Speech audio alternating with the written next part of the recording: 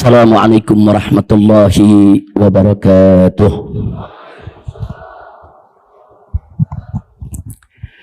Bismillah, walhamdulillah, wassalatu wassalamu ala rasulillah wa ala alihi wa sahbihi wa mawala.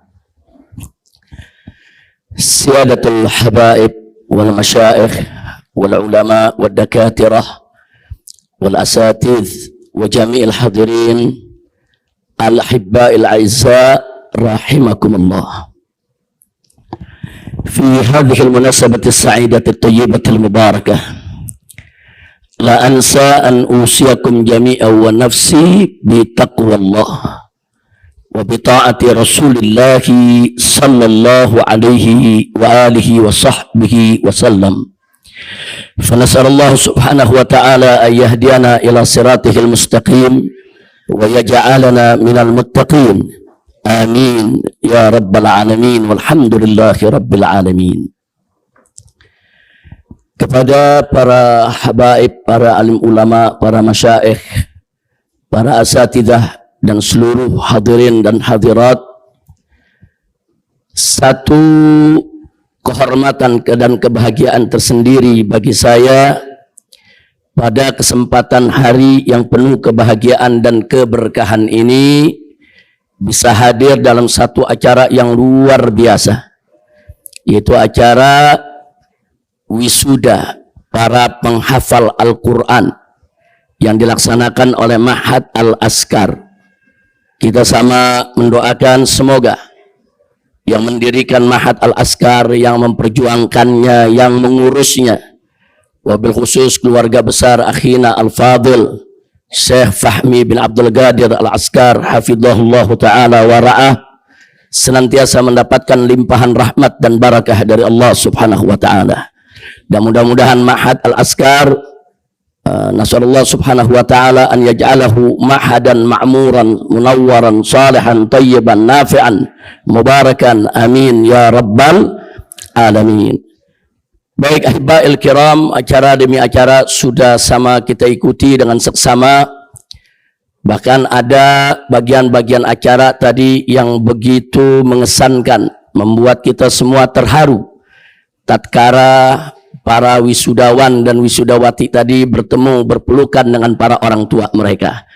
Kita berdoa mohon kepada Allah agar para wisudawan dan wisudawati yang tadi sudah diwisuda di tempat ini, semoga hafalannya diperkuat oleh Allah, dijaga oleh Allah, dan semoga tetap sampai akhir hayatnya menjadi hafiz dan hafizah. Amin ya rabbal alamin. Nah, berkaitan dengan ini ya ikhwan, saya ingin ingatkan diri saya dan semua yang ada di sini apa yang Allah nyatakan dalam Al-Qur'anul Karim. Wallahu subhanahu wa ta'ala qala inna nahnu nazzalna dzikra wa inna lahu lahafizun. Shadaqallahul azim.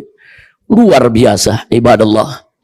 Dalam ayat ini Allah sendiri yang menyatakan inna nahnu, sesungguhnya kami, nazzalna dzikra, telah menurunkan az-zikra. Az-zikra salah satu nama daripada Al-Quran. Kita tahu bahwa Al-Quran memiliki banyak nama. Salah satu namanya disebutkan oleh Allah dalam Al-Quran adalah az-zikra. Inna nahnu nazzalna dzikra wa inna lahu lahafizun. Dan Allah subhanahu wa ta'ala memberikan jaminan, di mana Allah menyatakan bahwa sesungguhnya kamilah yang akan menjadi penjaga Al-Quran. Bagian pertama yang ingin sama kita kaji pada kesempatan yang singkat ini, saudara, kenapa di awal ayat ini Allah memilih kata nahnu, inna nahnu. Allah memilih kata nahnu, Allah tidak memilih kata ana. Nahnu kita tahu dalam bahasa Indonesia adalah kami. Sesungguhnya kami yang telah menurunkan Al-Quran, kami. Maka di sini ada dua jawaban yang menarik. Yang pertama, bahwa lafaz nahnu fil lughatil arabiyyah ini biasa digunakan li ta'zim, untuk menunjukkan keagungan Allah subhanahu wa ta'ala. Jadi kami dalam ayat ini bukan untuk menunjukkan adat, tapi untuk menunjukkan ta'zimillahi subhanahu wa ta'ala, untuk kita mengagungkan Allah. Allah maha besar, Allah maha agung, dan Allah maha berhak untuk menggunakan nahnu untuk zatnya, saudara. Itu yang pertama. Tapi ada rahasia lain kedua yang juga perlu kita sama-sama menghayatinya, saudara. Kalau Allah Subhanahu wa taala sudah menyatakan nahnu, ada isyarat. Berarti di sana ada unsur lain yang Allah libatkan. Baik dalam penurunan Al-Qur'an maupun di dalam penjagaan Al-Qur'an. Di dalam menurunkan Al-Qur'an unsur lain yang Allah libatkan. Pertama adalah malaikat Jibril alaihissalam. Yang Allah libatkan, Allah tugaskan untuk melakukan proses pewahyuan kepada Nabi kita Sayyiduna Muhammad sallallahu alaihi wa alihi wa sahbihi wasallam. Nah, kemudian nggak sampai di situ. Kemudian Nabi alaihi salatu wasallam setelah menerima proses pewahyuan Al-Qur'anul Karim, beliau sampaikan kepada para sahabatnya yang mulia radhiyallahu anhum. Di mana kemudian para sahabatnya menyampaikan ke tabi'in, tabi'in menyampaikan ke tabi'in, dan seterusnya sampai ke zaman kita sekarang ini. Jadi bagaimana Allah menurunkan Al-Qur'an kepada kita melalui proses pewahyuan, melalui malaikat Jibril kepada Nabi. Kemudian Nabi menyampaikan ke sahabat, sahabat menyampaikan ke tabi'in, tabi'in menyampaikan ke tabi'in, dan seterusnya sedemikian rupa. Inilah unsur-unsur lain yang dilibatkan oleh Allah Subhanahu wa taala di dalam menyampaikan Al-Qur'an hingga sampai kepada kita saat ini. Alhamdulillahi rabbil alamin. Nah, bagian berikutnya adalah ternyata dilibatkan oleh Allah Subhanahu wa taala ini bukan hanya dalam soal penurunan Al-Qur'an. Karena berikutnya Allah menyatakan wa innalahu lahafizun, dan sesungguhnya kami yang akan menjadi penjaga bagi Al-Qur'an. Nah, di dalam menjaga Al-Qur'an pun Allah Subhanahu wa taala juga menggunakan kata inna. Lagi-lagi Allah menggunakan kata kami, saudara. Kenapa? Karena ternyata di dalam menjaga Al-Quran Allah juga melibatkan unsur-unsur lain. Allah pilih, Allah berikan tugas kepada mereka untuk menjaga Al-Quran. Nah, siapa di antara yang dipilih oleh Allah untuk menjaga Al-Quran? Al-Huffaz. Mereka-mereka yang menghafal Al-Quranul Karim. Jadi orang-orang yang dipilih oleh Allah, saudara, di seluruh dunia ini Allah anugerahkan kepada mereka hafalan Al-Quranul Karim. Berarti mereka dipilih oleh Allah ikut menjadi penjaga Al-Quran. Subhanallah. Jadi perlu kita ketahui bahwa Al-Quran sejak awal dari zaman Nabi alaihi salatu wasalam sampai hari ini mahfuzun fi suduril muslimin. Mahfuzun fi sudur, bukan mahfuzun fi sutur, saudara. Jadi Al-Quran bukan hanya yaitu tersimpan di balik lembaran-lembaran mushaf, saudara. Tapi yang lebih utama lagi adalah Al-Quran disimpan oleh Allah di dada-dada orang yang beriman. Makanya mari kita lihat sepanjang sejarah kolonialisme, saudara. Tatkala negara-negara barat melakukan gelombang penyerangan terhadap negeri-negeri Islam, yang pertama mereka sita, kumpulkan dan bakar adalah mushaf Al-Quran di berbagai negeri. Ya, mereka menginginkan tatkala mushaf Al-Quran itu dibakar di berbagai negeri, maka Al-Quran akan hilang dari tengah umat Islam. Karena mereka, orang-orang musuh-musuh Islam ini sadar betul bahwa Al-Quran itu adalah golbul Islam. Al-Quran itu adalah jantungnya Islam. Kalau ingin menghancurkan Islam, hancurkan Qurannya. Kalau ingin merusak Islam, rusak Al-Qurannya, saudara.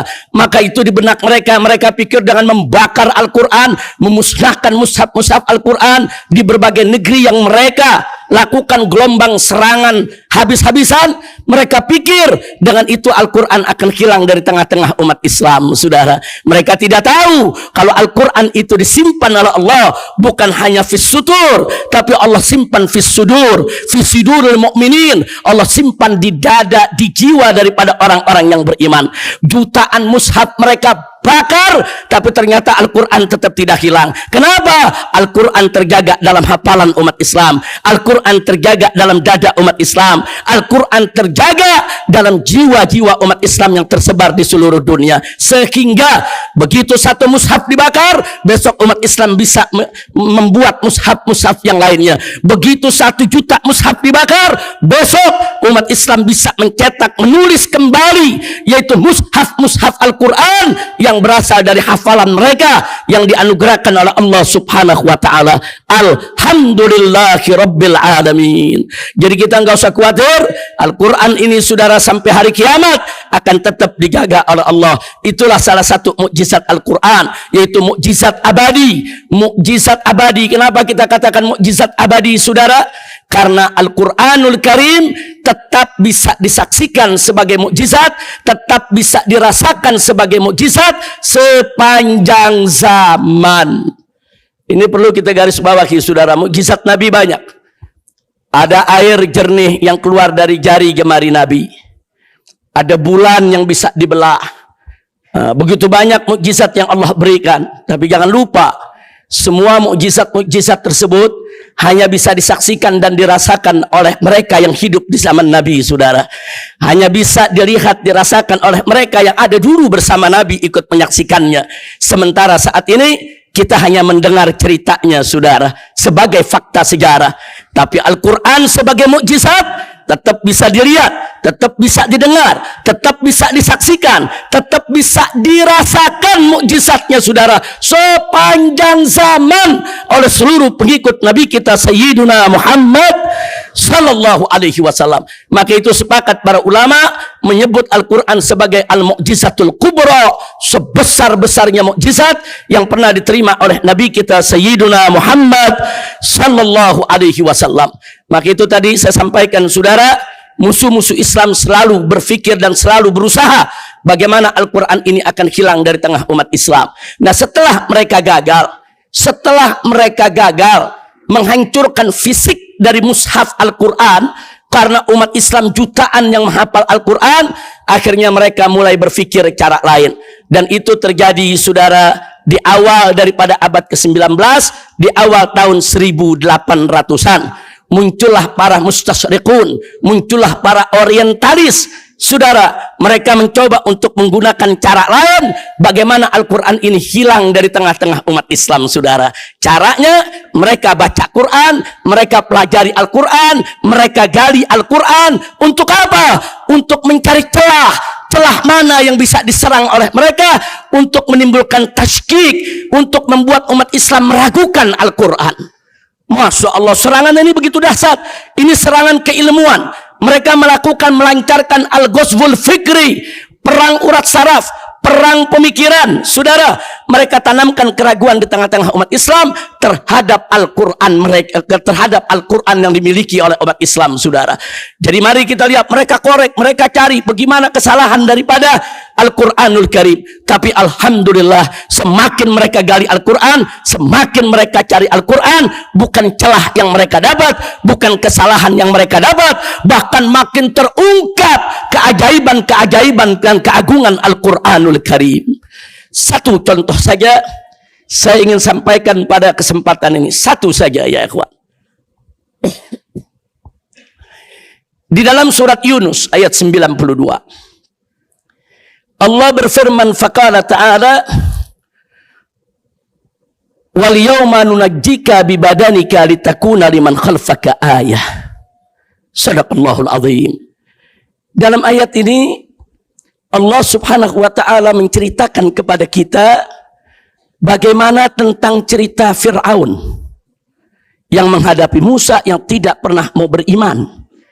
Tapi begitu Allah tenggelamkan di tengah lautan, detik-detik ajalnya tiba, Allah Subhanahu wa ta'ala memberikan jaminan, saudara. Wal yauma, dan hari ini, nunajjika bibadanika, kami selamatkan kau punya jasad, hai Fir'aun. Kami selamatkan badanmu, hai Fir'aun. Untuk apa? Litakuna liman khalfaka ayah, supaya menjadi pelajaran sebagai tanda kebesaran Allah bagi generasi penerus yang akan datang setelahmu. Ayat ini menarik. Berabad-abad dibaca oleh umat Islam, tidak pernah ada masalah, ya kawan. Pertama kali diturunkan saudara di Mekah, di Madinah, di zaman para sahabat, tidak pernah ada tasawulat terhadap ayat ini, saudara. Terus tidak pernah. Begitu masuk tahun 1800-an, yang tadi kita ceritakan, mulai muncul serangan terhadap ayat ini dari kaum orientalis. Kaum orientalis mengatakan, Ini Tuhan kalian, hai umat Islam, di dalam Quran mengatakan ada badan Fir'aun yang dilestarikan. Ada jasad Fir'aun yang dijaga sebagai pelajaran bagi generasi penerus yang akan datang. Sekarang mereka tantang umat Islam, tunjukkan kepada kami mana jasad Fir'aunnya.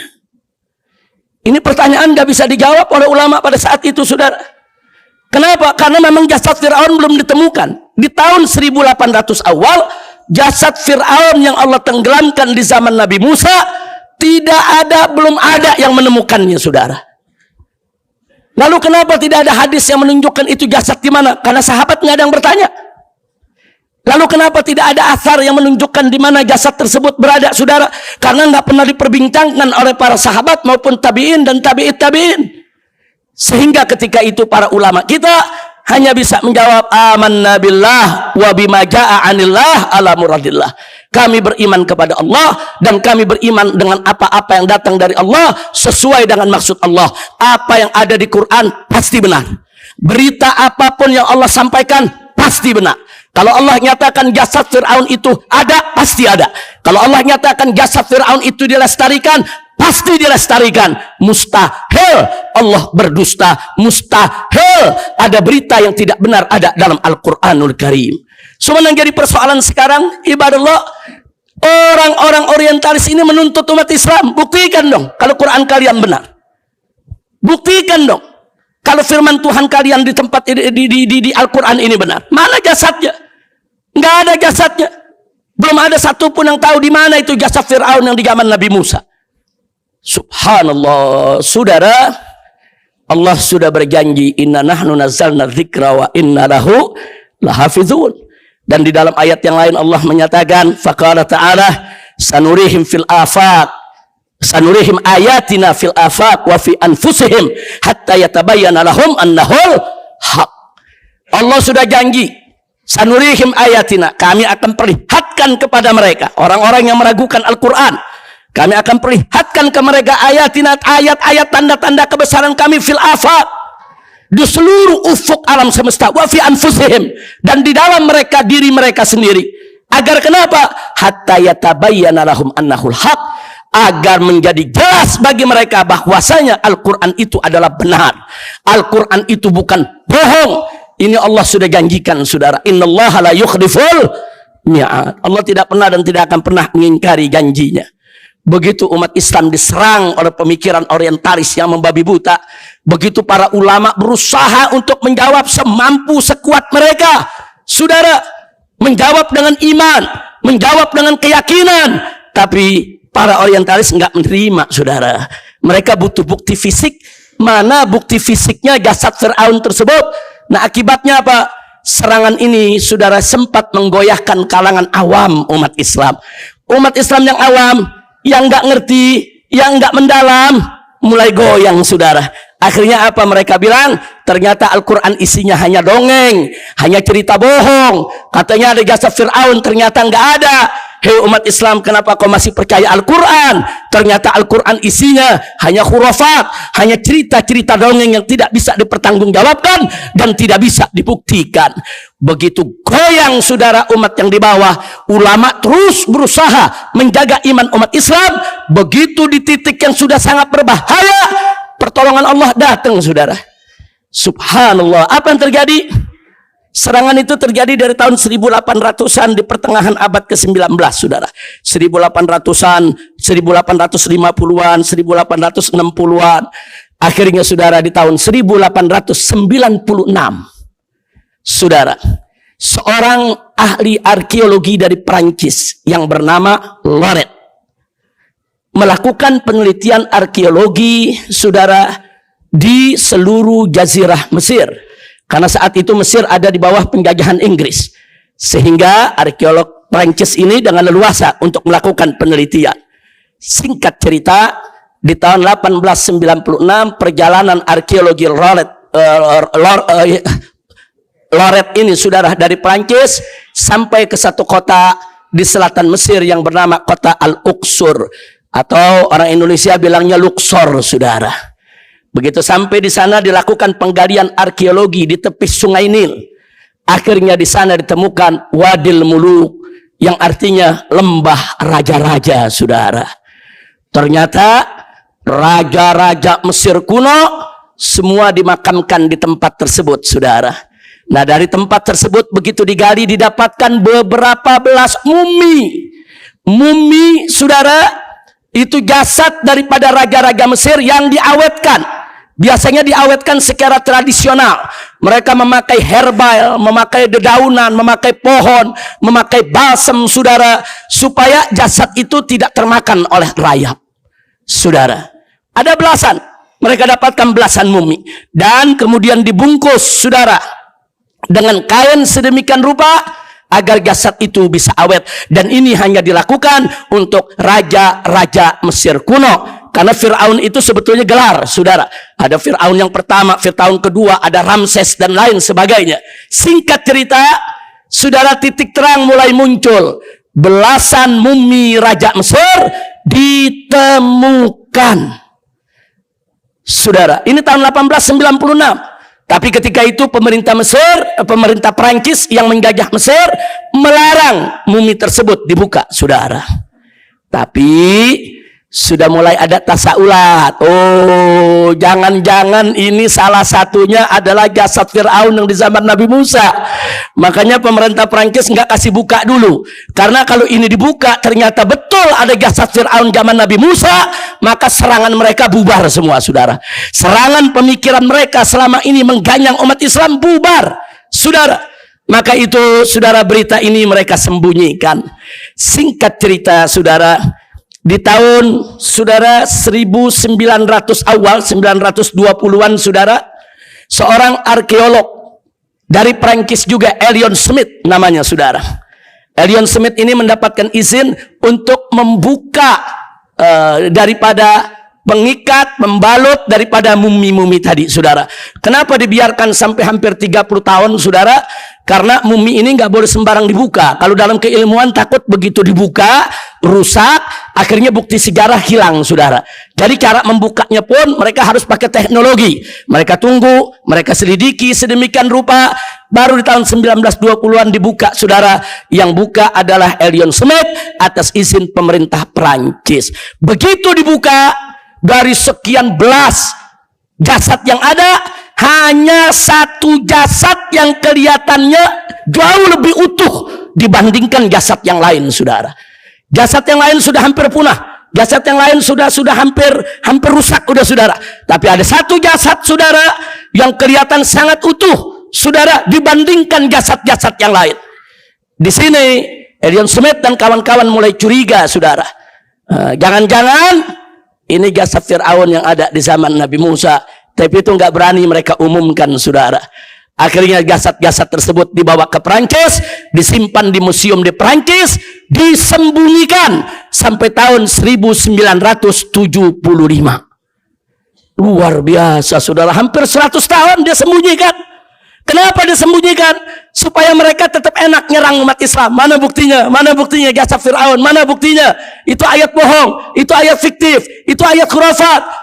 Dia mau olok-olok umat Islam, saudara. Tapi alhamdulillah di tahun 1975 seorang ahli forensik Prancis, Profesor Dr. Maurice Bucaille, saudara, dia mendapatkan izin dengan tim forensiknya untuk meneliti jasad dari mumi-mumi tadi, saudara. Begitu diteliti, akhirnya Profesor Dr. Maurice Bucaille, saudara, mendapatkan fakta. Kenapa mumi yang lain kok sudah rusak, hampir hilang, sementara yang satu ini kok lebih awet, lebih utuh, nggak hilang, nggak musnah seperti yang lain. Profesor Dr. Maurice Bucaille di dalam kesimpulannya, tim forensik menyatakan ternyata jasad Fir'aun itu bisa awet karena seluruh rambut, kulit, tulang berisi kadar garam yang sangat tinggi. Subhanallah. Dari mana itu garam masuk, saudara? Dari mana itu garam masuk, saudara? Kalau bukan Allah yang masukkan, banyak orang tenggelam di laut, saudara. Tapi enggak, kadar garamnya enggak masuk ke seluruh daripada bagian tubuhnya. Banyak orang mati di laut tapi akhirnya busuk di lautan, saudara. Tapi ini lain. Kalau dia banyak kadar garamnya, kenapa? Karena ini adalah jasad Fir'aun yang ditenggelamkan oleh Allah di lautan, saudara. Allah yang asinin Fir'aun, saudara. Subhanallah. Subhanallah. Jadi Boris Mikhail bilang, ini bisa dipastikan ini jasad Fir'aun mati karena tenggelam di tengah laut. Seluruh lapisan bagian tubuhnya, dari rambutnya, kukunya, tulangnya, kulitnya, saudara, semua mengandung kadar garam yang tinggi sehingga dia tidak rusak dan tidak mudah untuk dimakan rayap. Subhanallah walhamdulillah wa la ilaha illallah wallahu akbar. Artinya apa? Saudara, ulama nggak mampu jawab, umat Islam nggak mampu jawab, serangan kaum orientalis Allah yang jawab, saudara. Innalahu lahafidhun wa innalahu lahafidhun. Jadi begitu mereka serang Al-Quran, Allah yang jawab, saudara. Dan Allah buktikan, saudara, melalui penelitian mereka sendiri, lewat tangan mereka sendiri. Saudara, kenapa? Sebab kalau yang menemukan profesor Islam, kalau yang menemukan dokter Islam, nanti mereka bilang ini hanya mengklaim. Tapi kalau yang menemukan profesor non-Islam, saudara, mereka tidak bisa pungkiri lagi. Nggak sampai di situ. Profesor Maurice Bucaille menyelidiki lebih jauh lagi dengan timnya, saudara. Apa dikatakan? Ternyata jasad ini mati berdasarkan ilmu forensik bukan karena tenggelam, tapi karena apa? Karena depresi. Dia kaget, saudara, depresi, gantungnya terserang, semua sarafnya terserang, dan dia mati, saudara. Jadi bukan hanya karena urusan tenggelam. Nah, ternyata begitu kita baca sejarah Fir'aun, bagaimana nggak depresi? Kerajaan dia punya, pasukan dia punya, harta benda dia punya, saudara. Dia yakin dia bakal menang lawan Nabi Musa alaihissalam. Nabi Musa pengikutnya orang-orang miskin.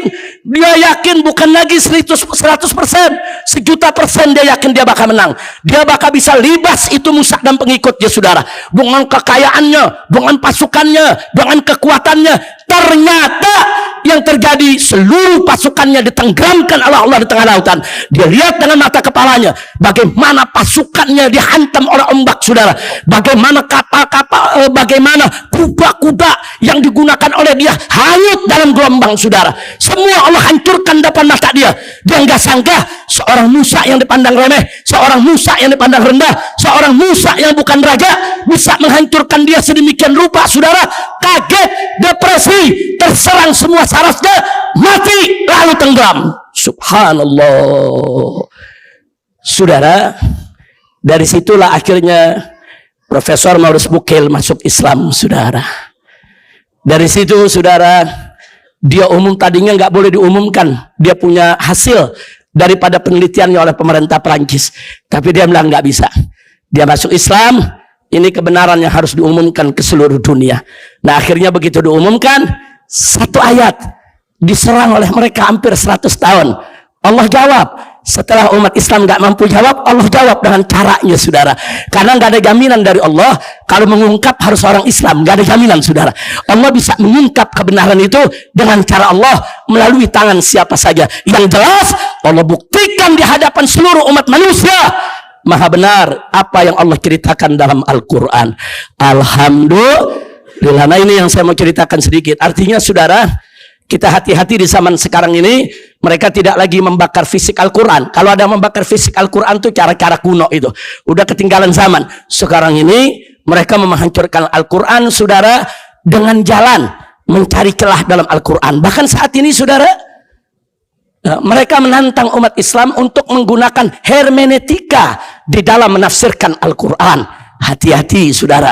Hermeneutika itu adalah metodologi menafsirkan kitab suci, saudara, yang dicurigai kalau dalam kitab suci tersebut, saudara, ada kata-kata yang sudah dirubah, ada kalimat yang dirubah, dan ini digunakan oleh para orientalis untuk menguji Bible dan menguji Taurat. Hasilnya menggunakan hermeneutik. Setelah mereka uji Bible, mereka uji Taurat, ternyata dalam Bible dan Taurat banyak kepalsuan, saudara. Nah, tahu-tahu sekarang hermeneutik mau dibawa ke Al-Quran, mau dipakai untuk menafsirkan Al-Quran. Tunggu dulu, saudara.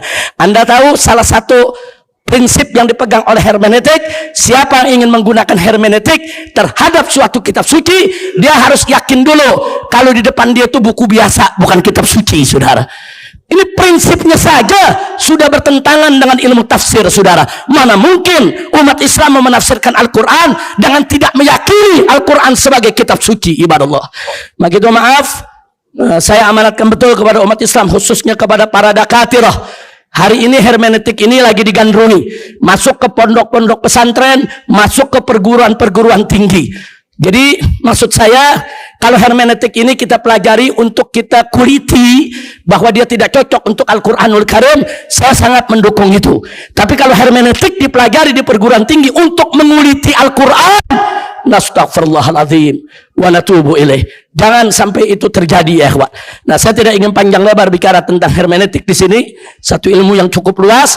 Saya hanya ingin mengingatkan, hermeneutik merupakan salah satu senjata bagaimana mendongkel Al-Quran, merusak Al-Quran, mengkuliti Al-Quran, saudara. Untuk apa tujuannya? Untuk taskik, saudara.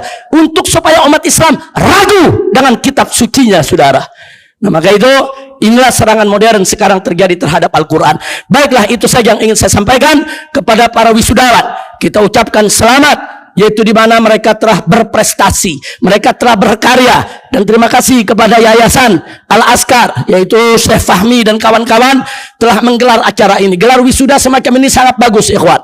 Jangan nanti dianggap ini mau pamer, ini ria, bukan. Ini merupakan apa? Ini merupakan apresiasi. Kita menghargai pencapaian keilmuan. Orang belajar tahunan menghafal Al-Quran, saudara. Berikan mereka motivasi. Nah, ini salah satu cara apresiasi mereka. Berikan penghargaan, kasih motivasi. Sekaligus ini akan mendorong adik-adik kelasnya untuk ikut berprestasi, saudara. Jadi acara wisuda semacam ini adalah acara yang bagus, sangat manfaat, dan bisa memberikan motivasi kepada kita semua agar kita juga bisa mendorong anak-anak kita agar mau menjadi penghafal Al-Quran, insya Allah. Nah, kemudian kepada para wisudawan yang baru saja diwisuda tadi, yang sudah lulus, tadi diingatkan oleh Profesor Dr. Zaid, saudara, bahwa jangan lupa tuh, yaitu al-murajaah al-mustamirrah. Jangan lupa untuk selalu diulang hafalannya, selalu diulang. Dan yang kedua, tadi beliau amanatkan kepada kita, Profesor Dr. Zaid ini, beliau ingatkan untuk taklim, ajarkan. Karena ilmu kalau diajarkan akan bertambah. Ilmu Al-Quran kalau kita ajarkan, Al-Quran tidak akan meninggalkan kita, ya ikhwan. Insya Allah hafalan itu akan melekat sampai kita menghadap Allah Subhanahu wa Ta'ala. Nah, kemudian yang berikutnya jangan lupa, karena tadi saya dengar di sini datang dari berbagai daerah, tolong para penghafal Quran yang sudah lulus, yang sudah kembali ke daerahnya, tolong sebarluaskan itu Al-Quranul Karim, sebarluaskan ilmu Anda, sebarluaskan, berikan kabar gembira kepada seluruh umat Islam bahwa kitab suci Al-Quran begitu agung, menjadi mukjizat abadi, mukjizat yang paripurna, mukjizat kubra yang terbesar dibandingkan dengan mukjizat-mukjizat lainnya. Kasih kabar gembira kepada seluruh umat Islam yang ada di kampung-kampung Anda, tempat tinggal Anda, bahwa beruntung mereka menjadi pengikut Nabi yang memiliki Al-Quranul Karim. Nah, ini yang ingin saya sampaikan. Jadi betul yang dikatakan Profesor Dr. Zaid tadi, begitu juga yang disampaikan oleh yang lainnya. Jangan sampai setelah selesai wisuda kemudian nggak diamalkan, nggak dimanfaatkan. Sayang sekali. Dan terima kasih kepada perguruan tinggi ilmu Al-Quran, perguruan tinggi Ibn Khaldun. Begitu juga tadi ada yang dari Bogor. Ini punya pondok pesantren, ada cabang juga di Surabaya kalau tidak salah. Nah, Ustadz Ali Sadiqin. Nah, ini beliau-beliau ini alhamdulillah telah bekerja sama, dan tadi kita sudah lihat mereka siap, perguruan tingginya, mahatnya menyiapkan beasiswa bagi wisudawan dan wisudawati yang berprestasi. Mudah-mudahan diberikan ganjaran oleh Allah Subhanahu wa Ta'ala dengan ganjaran yang berlipat ganda. Nah, itu saja yang bisa kita sampaikan. Nah, baik, sekali lagi kepada wisudawan semuanya, kita minta terus amalkan Al-Quranul Karim. Jangan sampai Al-Quranul Karim itu tidak kita amalkan. Nah, baiklah, itu saja. Saya tidak ingin berpanjang lebar lagi karena waktu juga sudah cukup siang. Terima kasih atas segala perhatiannya. Mohon maaf atas segala kekurangannya. Dan jangan lupa para wisudawan yang sudah pulang nanti doakan selalu, yaitu para gurunya, para ustadznya yang ada di Ma'had Al-Askar, baik yang di Kendari, yang di Bogor, yang di Jabodetabek dan lain sebagainya. Doakan agar mereka senantiasa diberikan Allah panjang umur, dalam sehat walafiat, dalam taat dan ibadah, dan selalu mendapatkan kemenangan dalam perjuangan dakwahnya. Itu saja, terima kasih atas segala perhatiannya, mohon maaf atas segala kekhilafan dan kekurangannya. Hadani Allah wa iyyakum ila siratal mustaqim. Wassalamualaikum warahmatullahi wabarakatuh.